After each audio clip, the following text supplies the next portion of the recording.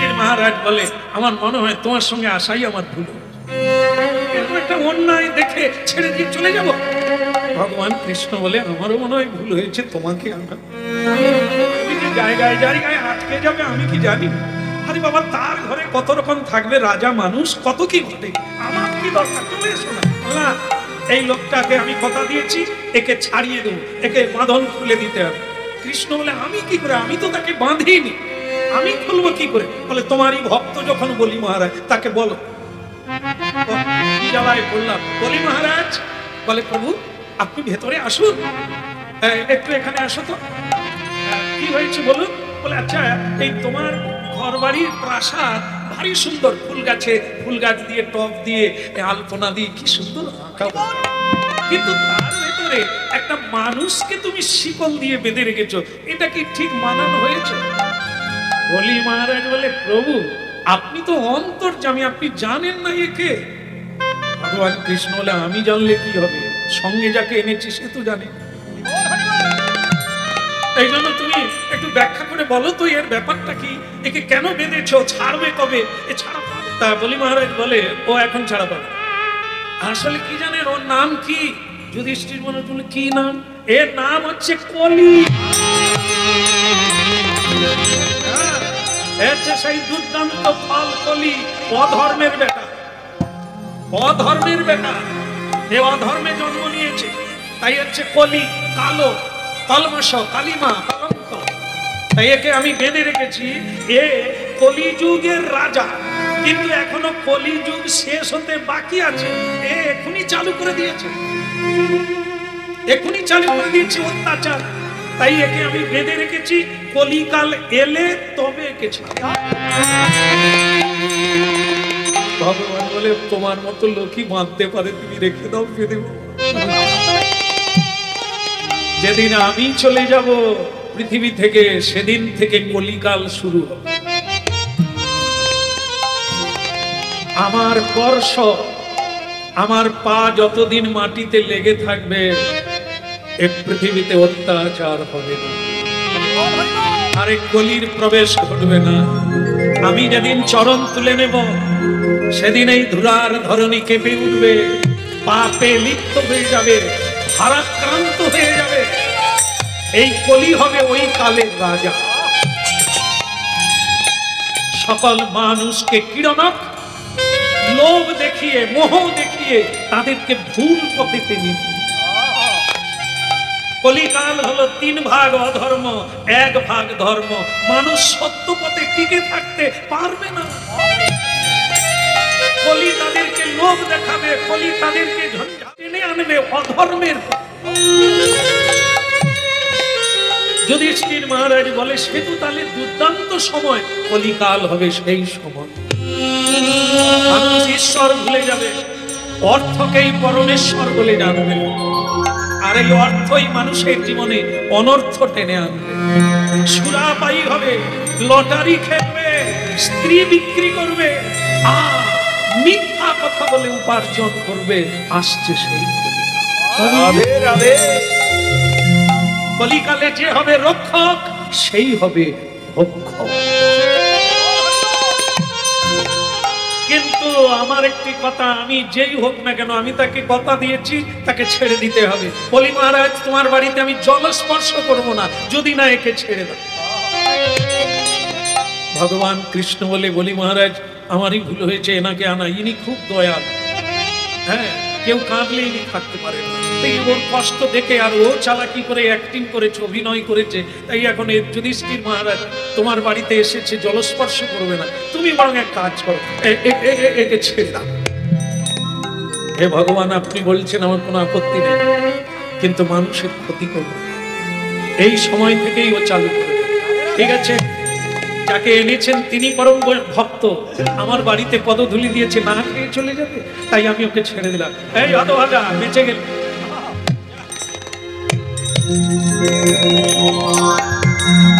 ভক্তমণ্ডলী মায়েরা, কলি অনেকদিন বাঁধা ছিল তো, এখন সে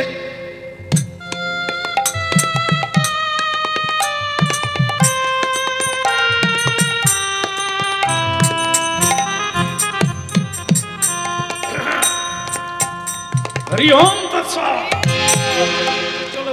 যুধিষ্ঠির মহারাজ বলে তোমারও ভয় আছে আমি এই দেখলাম, চলো ওই বট গাছের তলায় দাঁড়াই। ভগবান বলে বাবলা গাছের তলায় দাঁড়া, সেও ভালো, বট গাছের তলায় দাঁড়িয়েও না।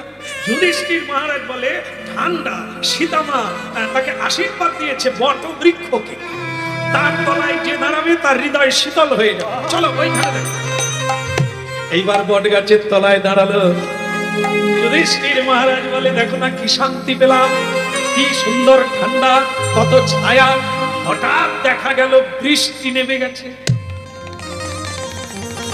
যুধিষ্ঠির মহারাজ বলে কৃষ্ণ বৃষ্টি পড়ছে, চারিদিকে রোদ, অথচ বৃষ্টি কেন?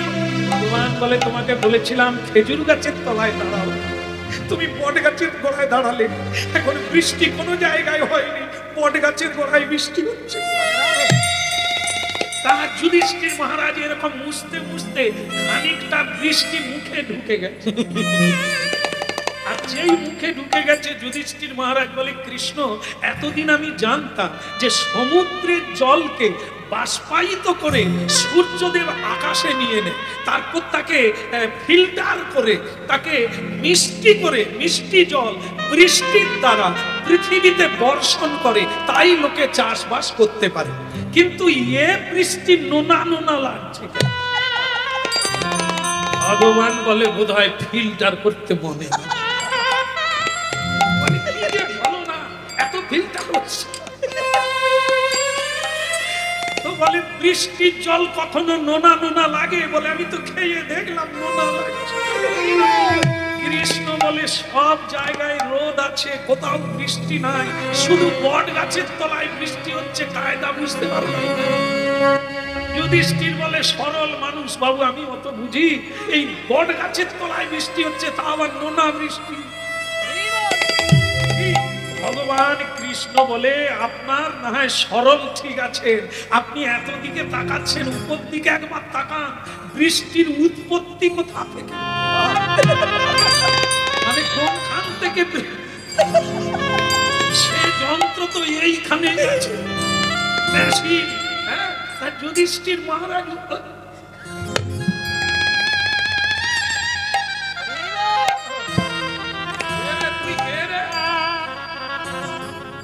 সে তো অন্য কেউ, বলি মহারাজের বাড়িতে যে বাঁধা ছিল তো সেই লোক, সে বট গাছের উপরে বসে প্রস্রাব করছে, না লাগবে নি বৃষ্টি, সে তো প্রস্রাব করছে, স্বয়ং কৃষ্ণেরও মাথায় পড়ছে। ভগবান বাদ যাবে, সে তো বলে দিয়েছে তুমি আমাকে ছেড়েছ, আমি তোমার গাড়ি যাব। উপরে মগ ডালে বসে প্রস্রাব করছে, আর ভক্ত ভগবান ডুবে হাবুডুবু খাচ্ছে। যুধিষ্ঠির মহারাজ রেগে গিয়ে বলে হ্যাঁ রে হতভাগা, তোর কাণ্ড জ্ঞান নেই, তোর ধর্ম নেই, ঠিকই আছে, সেখানে তো কলির বাড়ি, নারী মানে আমার মায়েরা না, অবৈধ নারী, অবৈধ মানে বিধি সম্মত ভগবানকে সাক্ষী রেখে, অগ্নিকে সাক্ষী রেখে যারা বিবাহ করলো, একে বলা হয় বৈধ, বিধি মেনে। আর বিবাহ করা পত্নী থাকে নরাধম পুরুষ, অপরের কাছে যায়, সে তাকে বলা হয় অবৈধ নারী। এই নারীর কাছে যে পুরুষেরা যায়, কলি তার কাছে। ঠিক নারীর ক্ষেত্রেও তাই, পতি সেবা না করে উপপতির ভজন করে, কলি সেখানেই সদাচার, ঈশ্বরের আচার, কৃষ্ণের সংসার। সদাচার অনাচার, সেখানে অলক্ষীর বাস, কলির বাস। আরেকটা জায়গা, চারটা হয়ে গেল, তাস পাশা সুরা নারী।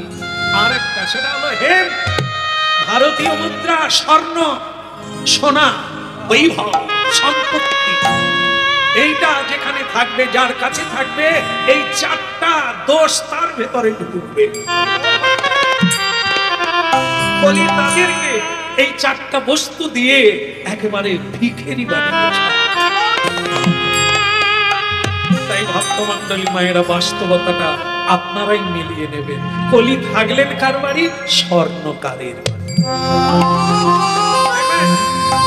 মায়েরাই বেশি সোনা ব্যবহার করে। এখন আর পুরুষের গলায় চেন দেখা যায়, পুরুষ ভালো, আবার এখানেও চেন করে যাদের বেশি সোনা থাকে। তবে সাবধান, আপনার লক্ষ্য রাখবেন, যদি সোনা বেশি কেউ পরে তার স্টাইলটাই বদলে যায়।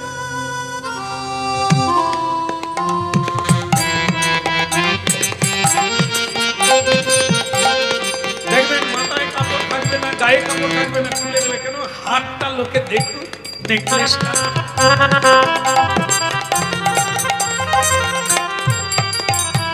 স্টাইলটাই মানে আলাদা হয়ে যাবে। কে করছে? এই সোনা। এই সোনাটাকে কলি। তাই গায়ে রাখতে হয়, একটা ধাতু রাখতে হয়, স্পর্শ রাখতে হয়, তাহলে স্টাইল জন্য বেশি করবেন, কলির হাতে উঠে যাবে, আপনাকে ভুল পথে টেনে নিয়ে যাবে।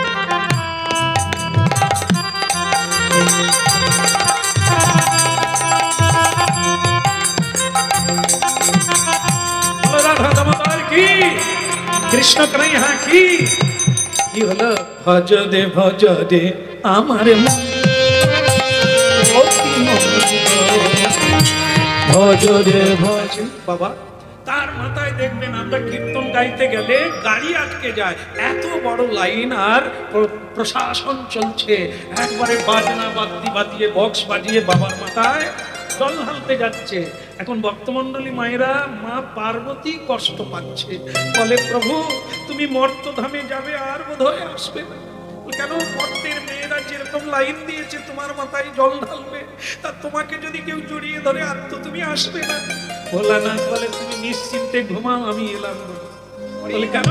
বলে মর্তের কোন মেয়ে তো আমাকে চায় না। তারা জল ঢালে আর বলে বাবা আমি পাড়ার ভম্বুলের সঙ্গে ইন্টিভিটি, ওকে যেন পাই। ভোলানাথ বলে আমার কোনো খরচা নাই,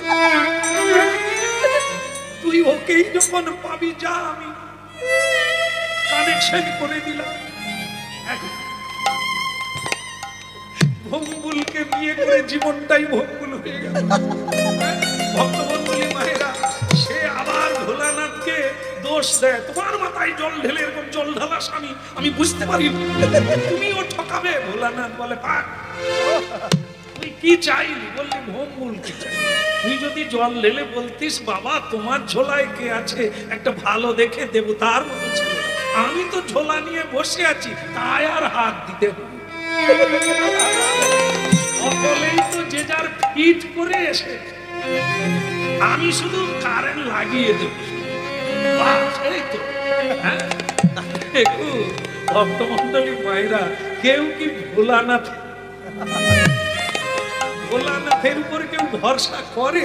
সব যে যার ঠিক করে বাবার কৃপায় যেন লেগে যায়।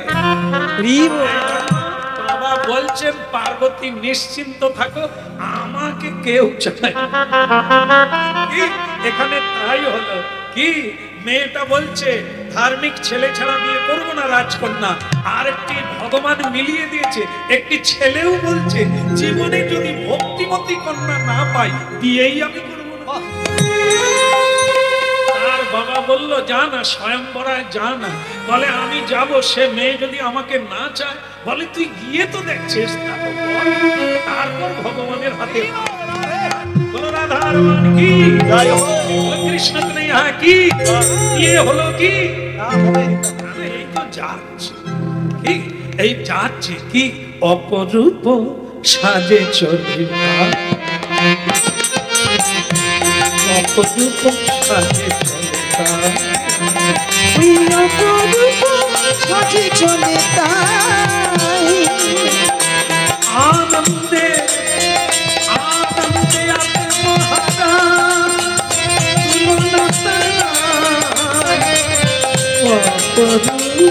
সাজে চলে, ওই অপরূপে সাজে চলে।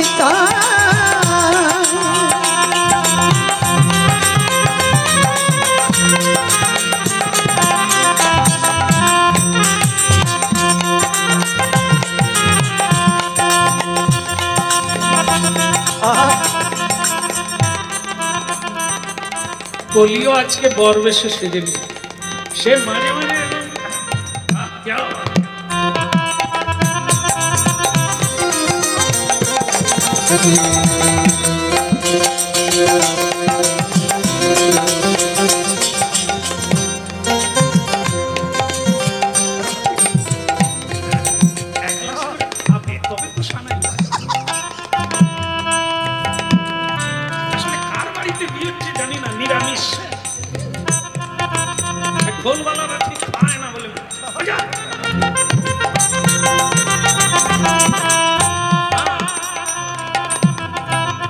भैया उल्लू बजाচ্ছেন না নাকি?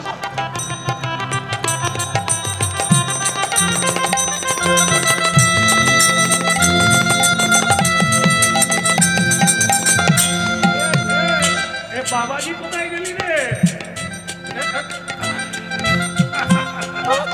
তুমি আমার কাছে কাছে আছো, দেখছি আছো বলো। হ্যাঁ, তোমার পাশেই আমি রইলাম, তবে মালার আশা করো, মালা এখানে এই সবাই বসে আছে। 32 জন যুবরাজ এসেছে নানান জায়গা থেকে, 32 জন পরস্পর সব, কার টুপি দামি, কার হার দামি, কার বডি দামি, কার রূপ দেখতে সব পরস্পর। আর কলি মাঝে মাঝে তার চুলগুলোকে, ওদিকে রাজকন্যা বেরিয়ে পড়ল মালা হাতে নিয়ে। প্রিয় সব, আপনারা শুনছেন কলির ধর্ম। কলি, আমরা যদি ভগবানকে ভুলে যাই, সত্যের পথটা ভুলে যাই, তাহলে কলি কি করতে পারে এটাই শেষ হচ্ছে। তাই দেখেন মেয়েটি ভগবানকে প্রণাম করে বেরিয়ে পড়লেন, যেন তেমন একটা ছেলে যে ভগবানের সেবা করবে। আমি মালাটা তার গলায়, সুন্দর লালা সুন্দর লালা নন্দ লালা নাচ খুশি বৃন্দাবন। ওই সুন্দর লালা সচিন দুলালা নাচো তো বৃন্দাবন মে।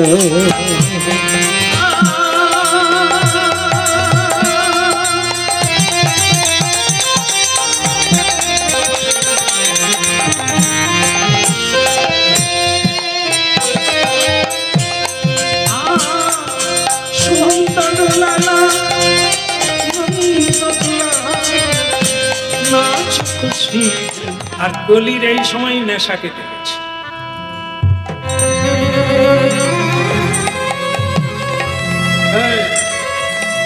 বাবাজি, তোমার নাম কি? আগে আমার নাম চন্দ্রকেতু, ভালো কেতু।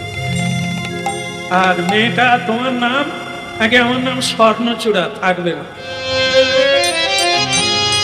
থাকবে না। আমাকে বোধহয় চেনো না, আমাকে টপকে গিয়ে তুমি বাবাজির গলায়। আমি কে ভগবান কৃষ্ণ জানে, কিন্তু তুমি জানো না। তোমাকে আমি পথে বসাবো। ওই যে দ্রৌপদী, হ্যাঁ, এই সারা বিশ্বের মধ্যে এমন কোন লোক নেই যে সে জানে না তার দুর্দশা আমি করেছিলাম। শকুনির পাশার ভেতরে আমি ছিলাম। আজ তোমার দশা ঘটাবো। যদি মালাটা তুমি আমার গলায় দিতে, বিশ্বের রানী হয়ে। মেয়েটা বলে দিল, আপনি কে আমার জানার দরকার নেই। আমি দেখেছি বৈষ্ণব লক্ষণ, বিষ্ণুর জন, যে বিষ্ণুকে সকল দেবতা প্রণাম করে, স্বয়ং ব্রহ্মা তার উপাসনা করে, স্বয়ং ভোলানাথ শ্মশানে বসে তার উপাসনা, স্বয়ং মা পার্বতী যার নাম পরমা প্রকৃতি বৈষ্ণবী, তিনি জপমালায় কৃষ্ণ নাম জপ করছেন। তিনি কলিকালে জন্ম নিয়েছেন সীতার রূপে। ভোলানাথ হরিনাম করবেন বলে অদ্বৈত আচার্য রূপে শান্তিপুরে এলেন। যেখানেই হরিনাম হয় এখানে জিজ্ঞাসা করবেন, এখানে অদ্বৈতের ঘট আছে, যিনি ভোলানাথ। মা পার্বতী মাটির ঘট আছে, তার নাম সীতা। এখানে ঘট না থাকলে হরিনাম হবে না। তো সেই ভোলানাথ তিনি ভগবানের নাম কীর্তন করছে, আর আমি একজন বৈষ্ণবের গলায় মালা দিয়ে সবচাইতে শ্রেষ্ঠ পদ অবলম্বন। হরি বল, হরি বল। ভক্তমণ্ডলী মায়েরা বরবধূ চলে গেল, রাজবাড়িতে চলে গেল। কলি ঠিক করলেন শান্তি কি আমি দেব? নরসুন্দর রূপে একটি অপূর্ব সুন্দর রূপ ধারণ করে ওই রাজবাড়িতে গেল। বাড়িতে কে আছেন? মহারাজের জয় হোক। আপনি আসুন, বসুন। আপনার নাম কি? আগে আমার নাম নরসুন্দর। এখানে কি প্রয়োজন? পাশা খেলবে। আমার খুব পাশা খেলার ইচ্ছে, তাই মহারাজ চন্দ্রকেতু আপনি তো শুনলাম নতুন বিয়ে করেছে, আপনার সঙ্গে একটু পাশা খেলতে চাই। কিন্তু আমি তো পাশা জানেন না তো। যুধিষ্ঠির মহারাজও জানতেন, ও আমি দেখিয়ে দেব, খেলে নেব, আপনার কোনো চিন্তা। ভক্তমণ্ডলী মায়েরা এই কলি প্রবেশ করলো তার বাড়িতে, পাশা খেলায় বসিয়ে দিল। প্রথমে পূর্ব দিক, তারপরে পশ্চিম দিক, তারপর দক্ষিণ দিক, তারপর উত্তর দিক পাশাতে জয় করে। এবার বলছে যুধিষ্ঠির মহারাজ শেষে দ্রৌপদীকে পণ রেখেছিল, আপনিও রাখেন। আপনার স্ত্রীকে পণ রাখেন, যার নাম স্বর্ণচূড়া, তাকে রাখেন পণ। যেই পণে হারাতে যাচ্ছে, এমন সময় মা দুর্গা দেবী ভোলানাথকে বলছেন, ওগো তুমি দেখছো তুমি কি তোমার ভক্ত, ভগবানের প্রিয় ভক্তকে কিভাবে কলি ঠকাচ্ছে? বলে সেটা তো দেখছি, কি করবো? বলে হনুমানকে ডাকো, হনুমানকে ডেকে ওখানে পাঠিয়ে দাও, যাতে ভক্তদেরকে কষ্ট না দেয়, কলিকে বেঁধে আনবে। জয় শ্রী বলে অনেক রকমের মেয়ে দেখেছি, এরকম মেয়ে দেখি শাড়ি পরে আছে কিন্তু ভাবটা পুরুষালী ভাব। মেয়ে মেয়ে মানুষের মতো চলো। বলে তাহলে তোমার আরো হরণ করতে ভালো হয় টুপি পরাতে, তাই না?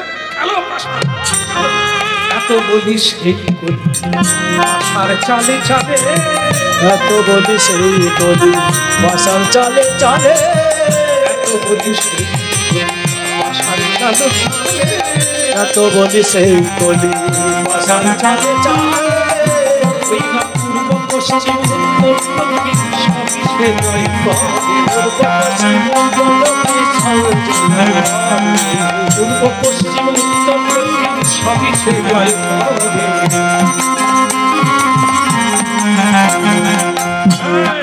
এই তো সব হেরে গেলি, এখন আমি সব জয় করে নিলাম। এইবার পণ রাখ, এই দুটো পণের মধ্যে তোর একটা আমার একটা। তুই যদি হেরে যাস নরসুন্দর, তাহলে তোকে আমি লেজে বেঁধে জলে ডুবাবো। বলি বলে মেয়ে মানুষের লেজ কোথায় ছিল? তোমার আবার লেজ? বলে দেখাবো নাকি, দেখাবো নাকি লেজ, তোমায় দেখাবো নাকি। কালে দেখতে পাবে, সময় হলে দেখতে পাবে। আর আমি যদি হেরে যাই, তাহলে চন্দ্রচূড়াকে রানীকে তুমি পাবে। পাশা চালু হলো, আর সেই পাশার চালে হনুমানের চলে। এইবার আমি তোমাকে লেগে ডুবাবো। নরসুন্দর কলি বলে মেয়ে মানুষ আমাকে হারিয়ে দিল, মেয়েটা কি? মাঝে মাঝে খালি বলে লেজে তোমায় বেঁধে ফেলে। মেয়ে মানুষের লেজ, এ কে? এই মেয়ে তুমি কে? দেখাবো নাকি, দেখাবো নাকি, দেখাবো দেখাবো নাকি, আমি কে? দেখাবো নাকি। হনুমান আর স্বরূপ ধরে রাখতে পারলো না, তার স্বরূপ বের করে ফেললো। বের করে এক বিরাট জয় রাম নামে করি হনু দাঁড়াইল পথে, সীতারাম সীতারাম বলে লেজ বাহির কত। লেজ দিয়ে, এত বড় লেজ সেই কলিকে বেঁধে ফেল। আর সেই কলিকে বেঁধে ফেললো, কলি বলে তুমি হনুমান ঘর পোড়া, তুই এখনো মরিস নি। হ্যাঁ, মরার কথা ছিল, কিন্তু অমর বর পেয়েছি সীতা মায়ের কর্মের ফল। মানুষ অমরত্ব লাভ করে, আবার মনুষ্য জীবনকে খইয়ে জীবজন্তুর কর্ম। ভগবানের সেবা কাজে লাগলাম, দশের কাজে লাগলাম, দেশের কাজে লাগলাম। মা আমাকে আশীর্বাদ করে দিল, তুই 4 যুগ বেঁচে থাক। ভাগ্যিস বেঁচেছিলাম, তাই তোমার মতো লম্পটকে লেজে বাঁধতে পারলাম। বলি প্রহ্লাদ মহারাজ বিষ খেয়েছিল,